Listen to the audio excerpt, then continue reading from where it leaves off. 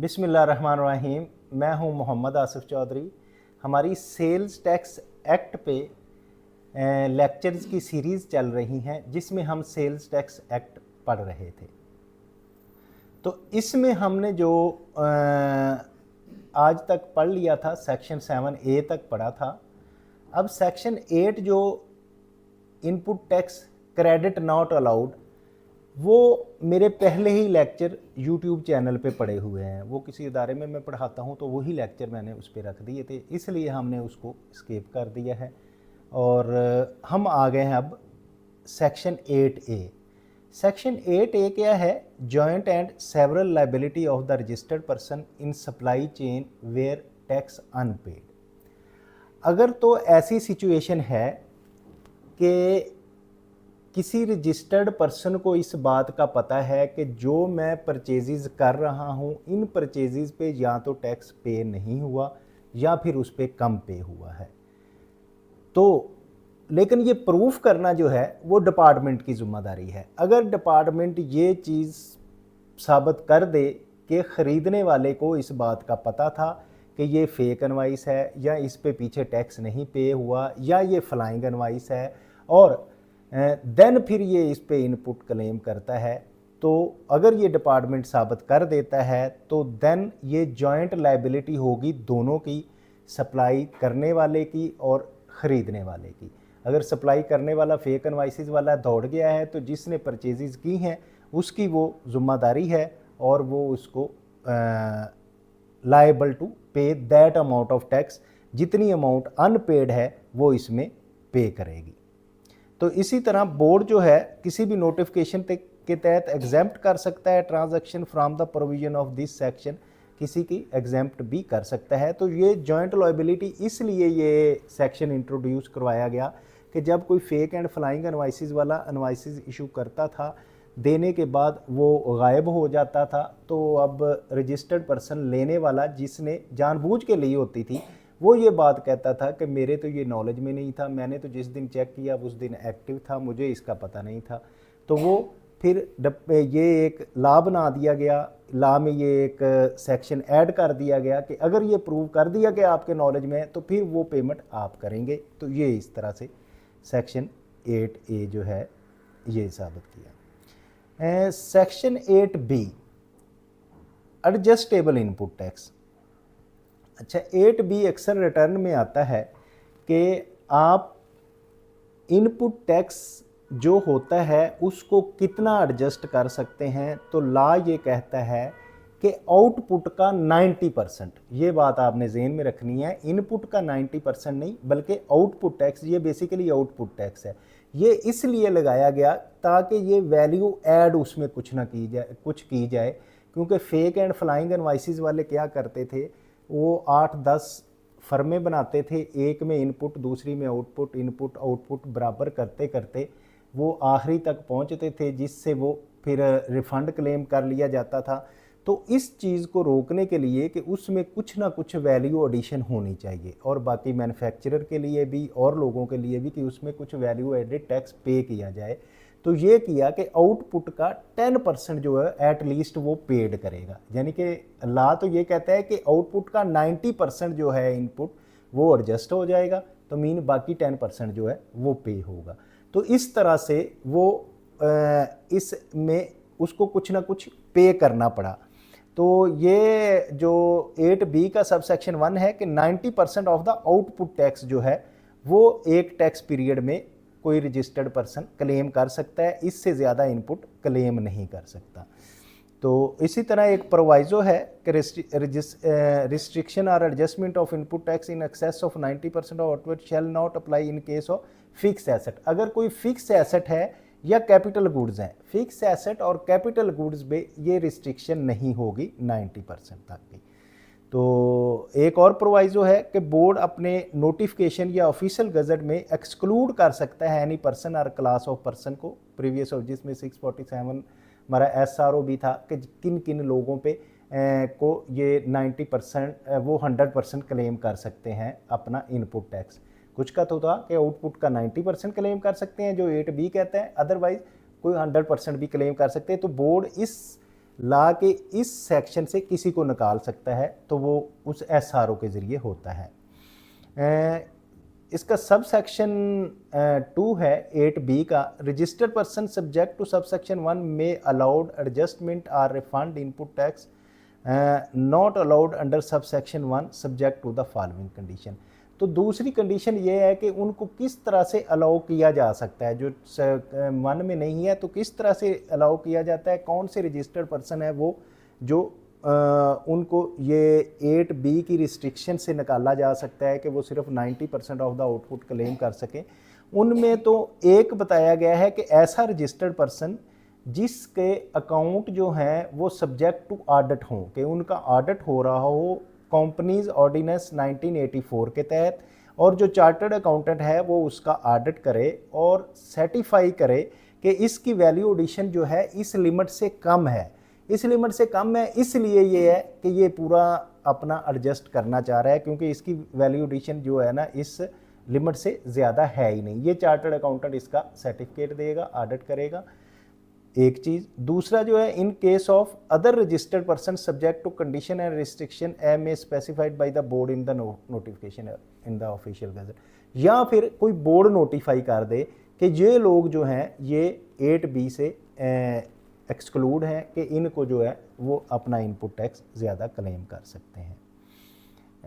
सब सेक्शन 3 है, the adjustment of refund input tax mention in sub section 2 if any shall be made on the yearly basis second month. ये जब अगर उसका access हो रहा है, वो एडजस्टमेंट नहीं कर रहा, तो उसको रिफ़ंड देना है किसी को, तो वो रिफ़ंड जो है वो मतलब ऐसे होगा कि आउटपुट से इनपुट एक्सीड होता जा रहा है, हर महीने बढ़ता जा रहा है, हर महीने बढ़ता जा रहा है।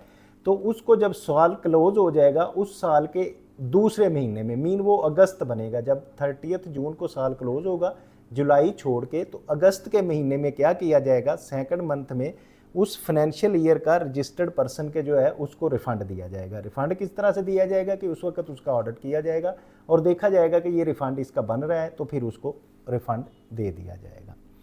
इसी तरह notwithstanding anything contained in subsection 1, the board may by notification is the result prescribe any other limit input tax adjustment। हाँ, ये जो अदर लिमिट है वो जैसे कि होलसेलर के लिए 95% तक एडजस्टमेंट है, और भी एक दो जिनके लिए 95% तक एडजस्टमेंट है, तो वो क्या है कि बोर्ड कोई भी और लिमिट प्रेस्क्राइब कर सकता है जो रूल्स में बताई हुई है, कि ये ज़रूरी नहीं कि 90% of the output tax, board अगर चाहे तो किसी ख़ास तबके के लिए उसको चेंज भी कर सकता है, जो कि है होलसेलर्स के लिए। इसी तरह सब सेक्शन 4A है, note with standing anything contain in sub section 1, 2 and 3 input tax allowed in case of locally manufactured electric vehicle. अब जो लोकली मैन्युफैक्चर्ड इलेक्ट्रिकल व्हीकल हैं जो कि रिड्यूस रेट पे जिनकी पेमेंट होती है, सेल्स टैक्स जिनका रिड्यूस रेट पे होता है, जो कि 8th शेड्यूल में बताया गया है, रिड्यूस रेट में भी 12% हो सकता है, 15% पे हो सकती है। Shall limit to extend the amount of output and no refund carry forward in excess of input tax shall be allowed.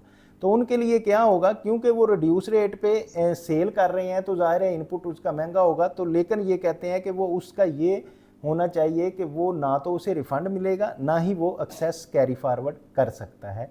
ये भी उसके लिए लिमिट लगा दी कि उसको पूरे को पूरे ने उसने एडजस्ट करना है। सब सेक्शन 5 है, जैसे कि हमने बताया था कि चार्टर्ड अकाउंटेंट्स जो हैं वो एक सर्टिफिकेट देंगे प्राइवेट लिमिटेड कंपनी को कि इसकी वैल्यू एडिशन वाकई इतनी नहीं है कि ये 90% तक करे, इसको एक्सक्लूजन दे दी गई है 8B से।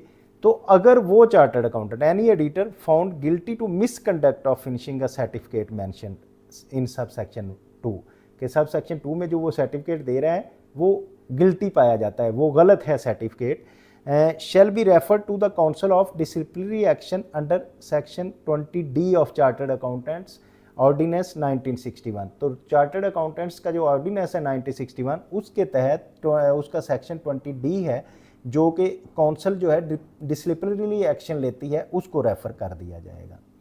इसी तरह एक जो सब सेक्शन 6 है, सेक्शन 8B का सब सेक्शन 6 है, जिसमें बहुत सारे वो लोग आए हुए हैं जो Tier 1 के रिटेलर थे और उन्होंने अपने आप को POS से इंटीग्रेट नहीं करवाया। तो डिपार्टमेंट बार बार उनको कहता रहा लेकिन उन्होंने इंटीग्रेट नहीं करवाया। तो फिर इस सेक्शन के तहत उनको इनपुट टैक्स जो है वो 60% तक नहीं अलाउड होता। That adjustment of input tax of whole the tax period shall be reduced by 60%, कि वो सिर्फ 60% तक इनपुट जो है वो क्लेम कर सकते हैं। In case of tier 1 retailer does not integrated his retail outlet in the manner prescribed under sub section 9A of section 3 का था। तो during tax period or a part there of adjustment of input tax whole of that tax period shall be reduced by, कि सिर्फ 60% तक वो अपना input claim कर सकेंगे, बाकी इनपुट वो क्लेम नहीं कर सकेंगे। तो इस तरह से उनका वो बढ़ता जाएगा। तो ये था सेक्शन 8B। 8B के बाद है सेक्शन 9। ये मैंने पहले भी एक लेक्चर में थोड़ा सा इसके बारे में बता दिया था कि डेबिट एंड क्रेडिट नोट। होता ये है कि कोई रजिस्टर्ड पर्सन अगर सप्लाई करता है और वो सप्लाईज जो हैं वो जो रिसीव करने वाला है जब रिसीव करता है उसमें कोई डिफेक्टिव हो सकती है, या वो जब चेक करते हैं उसमें कोई वो एज़ पर उनकी रिक्वायरमेंट वो चीज़ नहीं थी जो कि उसको वापस करनी पड़ती है, या डैमेज हो जाती है कोई चीज़। तो इसमें होता क्या है, अब जब सप्लाई करने वाले ने सप्लाई की तो उसने 15 डेट को अपनी रिटर्न फाइल करके उसमें आउटपुट टैक्स पे कर दिया। अब जब आउटपुट टैक्स पे हो गया तो वो बंदा कहता है जी नहीं, मैं आपकी चीज़ वापस कर रहा हूँ, ये जो मैंने आपको बात कही थी उसके मुताबिक नहीं है, और या वो उसमें कोई डैमेज है या कोई भी प्रॉब्लम है कि वो गुड्स रिटर्न हो गई। सपोज अब रिटर्न हो गई तो उस पर आउटपुट टैक्स तो सेलर ने पे कर दिया, तो अब आउटपुट टैक्स चला गया, गुड्स फिर वापस आ गई। तो इनका क्या ट्रीटमेंट किया जाएगा, तो इसके लिए जो है डेबिट और क्रेडिट नोट अंडर सेक्शन 9 है और एनेक्स्चर आई इसका है, जिसमें वो डेबिट और क्रेडिट नोट इशू करके उसको एडजस्ट किया जाएगा कि अगले महीने की जब रिटर्न फाइल करेगा सप्लायर तो उसका उतने से आउटपुट टैक्स कम हो जाएगा जितनी चीज़ें वापस आई थी, और जो बायर है उतने से उसका आउटपुट टैक्स बढ़ जाएगा, या उसका इनपुट टैक्स उतने से कम हो जाएगा जितनी उसने रिटर्न की हैं। तो इस तरह से उसकी एडजस्टमेंट हो जाएगी। तो ये जो एनेक्स्चर आई जिसको डील करता है डेबिट एंड क्रेडिट नोट को, वो सेक्शन 9 है। सेक्शन 10 है refund of input tax. Refund के भी मेरे लेक्चर जो हैं इंस्टीट्यूट ऑफ टैक्स प्रोफेशनल्स के यूट्यूब चैनल पे पड़े हुए हैं, वो भी मैं एक अदारे में पढ़ाता था, तो उसी के मैंने वो लेक्चर जो है ना उस पर अपलोड कर दिए हैं। तो वो आप रिफ़ंड भी उधर से देख सकते हैं, लेकिन उसके रिलेटेड लॉ जो है, लॉ को हम पढ़ लेते हैं तो वो उधर से वैसे वो देखे भी जा सकते हैं, लेकिन थोड़ा सा रिवाइज ये कर देता हूँ कि रिफ़ंड क्या होता है कि जब किसी का इनपुट टैक्स एक्सीड कर जाए आउटपुट टैक्स से, किस वजह से, ज़ीरो रेटेड सप्लाईज़ की वजह से, या जो ज़ीरो रेटेड सप्लाईज़ एक्सपोर्ट की जाती हैं उसकी वजह से इनपुट टैक्स एक्सीड कर जाता है। तो वो जो इनपुट टैक्स एक्सीड करता है एक्सपोर्ट की वजह से या ज़ीरो रेटेड की वजह से, तो वो डिपार्टमेंट बाउंड है कि उसको within 45 days filing of refund के वो रजिस्टर्ड पर्सन को मिल जाए। तो इस पे डिपार्टमेंट ने बहुत काम किया और ये सिस्टम बहुत ज़बरदस्त है, जैसे कि मैंने आपको पहले बताया भी था। अब जैसे कि फास्टर है, फास्टर में जब कोई रिफ़ंड क्लेम करता है, अपने रिटर्न फाइल करता है, तो विदिन 72 आवर्स जो है जो वैलिड रिफ़ंड होता है वो उसके अकाउंट में आ जाता है, और बाकी के लिए अगले 7 दिन में वो 7 टाइम्स जो है सर्कल चलता है कि जितना भी वैलिड होता है वो उसके अकाउंट में आता रहता है। लेकिन इसमें अगर किसी में कोई डिस्क्रिपेंसी आ गई है तो वो अब जो डिस्क्रिपेंसी है उस डिस्क्रिपेंसी को निकालने के लिए फिर उसका ऑडिट होता है, या उसको चेक करके फिर दोबारा रिफ़ंड किया जाता है। ये रिफ़ंड वाले में सारे में मैंने बताया है। तो इसी तरह एक प्रोवाइजो है, case of excess input tax against the supplies other than the zero rated, के ज़ीरो रेटेड के बगैर अगर सप्लाईज हैं आर एक्सपोर्ट के, सच एक्सेसफुल में be carried forward for the next tax period. तो वो 8B वाला उस पर लग जाएगा कि अगर ज़ीरो रेटेड के और एक्सपोर्ट के बगैर है तो जो कैरी फॉरवर्ड बढ़ रहा है कि वो क्योंकि क्लेम कर रहा है 90% ऑफ द इनपुट टैक्स तो बढ़ रहा है, तो वो जो है अगले पीरियड के लिए कैरी फॉरवर्ड हो जाएगा।